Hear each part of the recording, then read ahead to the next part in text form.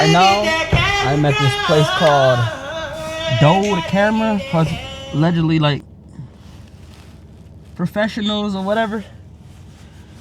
Just cause I want to make sure I'm getting the best quality out of each camera that I'm using.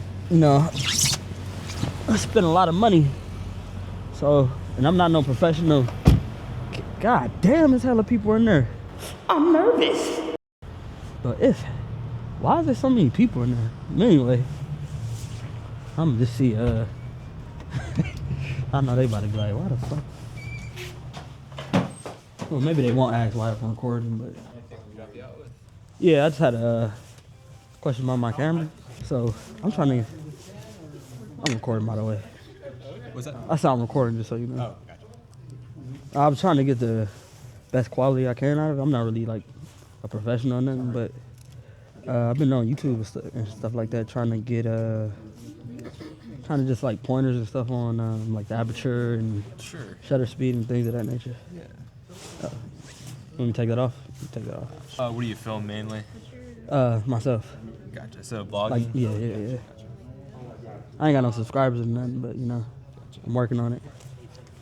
And I'm just doing a video on how the DJI look like in the winter. Yeah. I did a little walk around thing. You ever seen those videos before? Yeah. Where people walk around the city? He don't know what the hell I'm talking about. Y'all do trade-ins and stuff like that? We do. Damn, that's crazy. I didn't even know that. Yeah, you have to readjust. So what type of value would I get for that if I traded in for that 7S3? We typically do 40 to 60% of what they're sold for on eBay as used. In nickel range, yeah. Even if the user didn't know what they was doing? Yeah. I think that's why they have a dirty too many problems. Yeah, a lot of layers. That's like damn near brand new, you know? What do you think about the DJI, Atomic Pocket Rocket 3?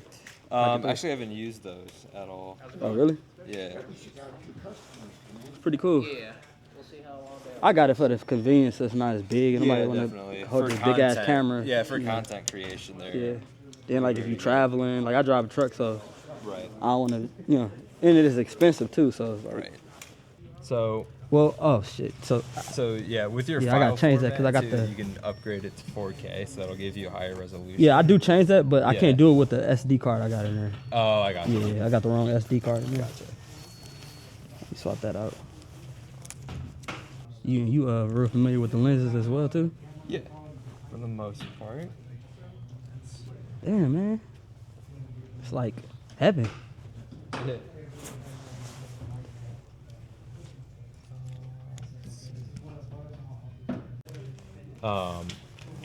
So if you're shooting, the nice thing about this lens is you can control the aperture right from this dial.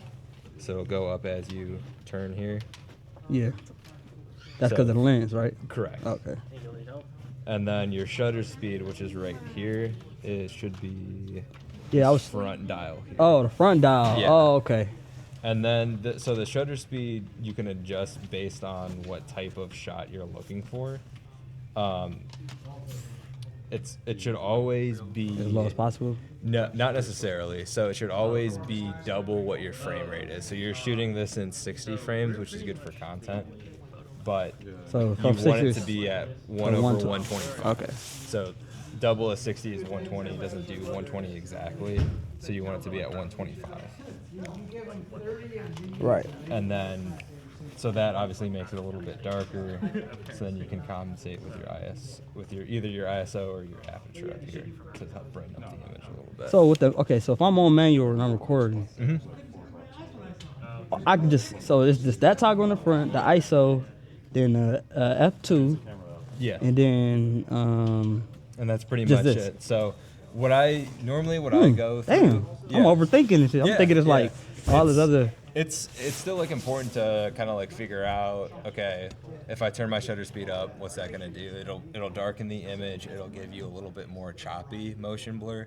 So having your shutter speed double your frame rate will give you that natural motion blur. So if we opened it up a little bit more, let's darken it just so you can see a little bit better. What did you just darken? So I just closed the aperture, so I put that all the way up to 16, and I put the shutter speed all the way to like 1/5. it'll give you kind of a little bit of like, see how it's kind of more Like, smooth, yeah. almost like dreamlike type of motion blur. So if you Instead were of to like turn like how we just see natural, right? Yeah, yeah. Exactly. So if you turn it up higher, to like 1/500, it's like super choppy too. Like Yeah. you see how that blur is just kind of. it. Yeah. But 1/25. These lights make this. gives you the normal type of look to it. Right. Okay, so. So when you're going through setting your settings, first thing I do is set the shutter speed, because that's not really gonna change, especially if you're just doing vlog content. You're gonna want your motion blur to be natural. So always check to make sure that's at 1/125 if you're shooting at 60 frames, and then from there, I like to adjust. Now, where do I my control aperture where I'm first. sitting at? Where I'm shooting at just 60 frames or not?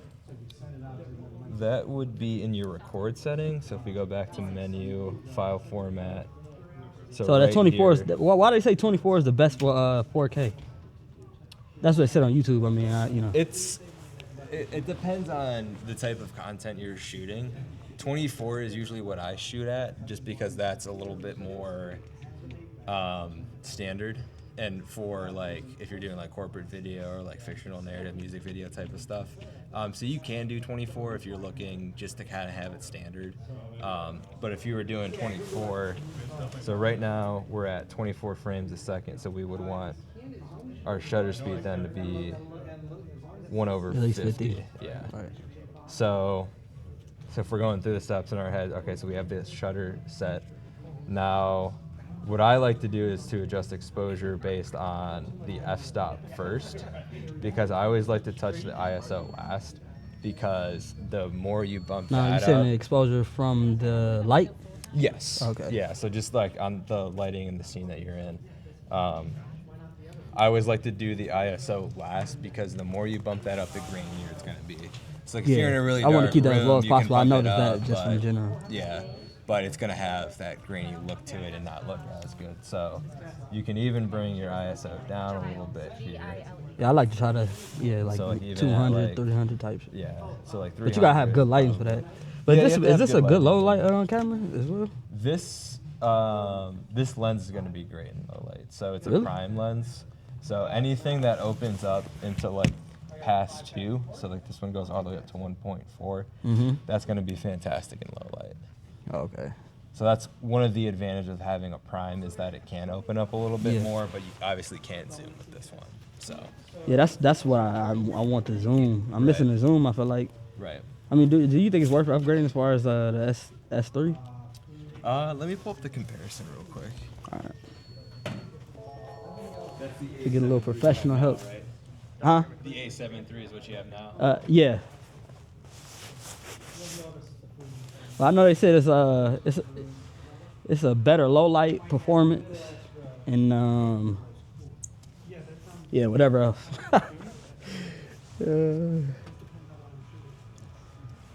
Yeah, I'm gonna see. I'm saying y'all get some knowledge too. Pretty cool. So, moral of the story is the DJI Osmo Pocket 3 is a hell of a camera, and it works great. I'm in the middle of a snowstorm trying to show y'all how beautiful it is. And I'm pretty sure my brother's looking at me crazy. But guess what? I don't care, because I'm doing it for my people, so y'all can see.